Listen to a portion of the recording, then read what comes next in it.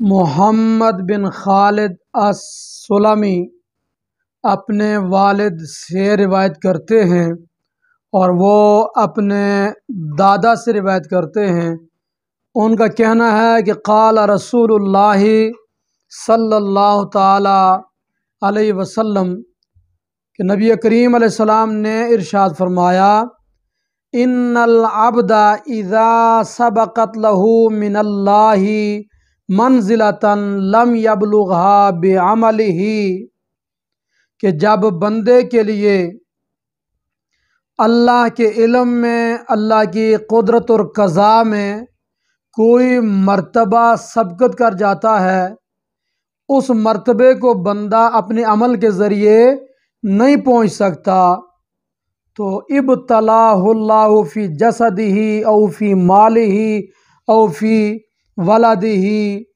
تو اللہ تعالیٰ اس کو آزمائش میں ڈال دیتا ہے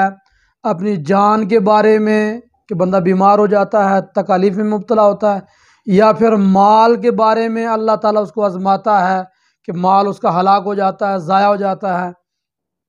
یا پھر اولاد کے بارے میں اللہ پاک اس کو آزماتا ہے کہ اولاد بیمار ہوتی ہے یا اولاد فوت ہو جاتی ہے، تو یہ آزمائشیں، یہ تکالیف اللہ پاک اس کو عطا کرتا ہے، تو جس کے نتیجے میں کیا ہوتا ہے، ثم صبرہ علی ذالک، پھر اللہ تعالیٰ ان مصائب اور آلام اور تکالیف پر بندے کو صبر عطا کرتا ہے کہ بندہ اس مصیبت پر صبر کرتا ہے، حتیٰ یبلغہ المنزلۃ، یہاں تک کہ اللہ تعالیٰ اس کو اس مقام تک پہنچاتا ہے، اس مرتبے تک پہنچاتا ہے جو مرتبہ بندے کے لیے سبقت کر جاتا ہے اللہ کے علم اور قضا اور قدرت میں۔ تو اس حدیث پاک کو امام احمد بن حنبل اور امام ابو داود نے روایت فرمایا۔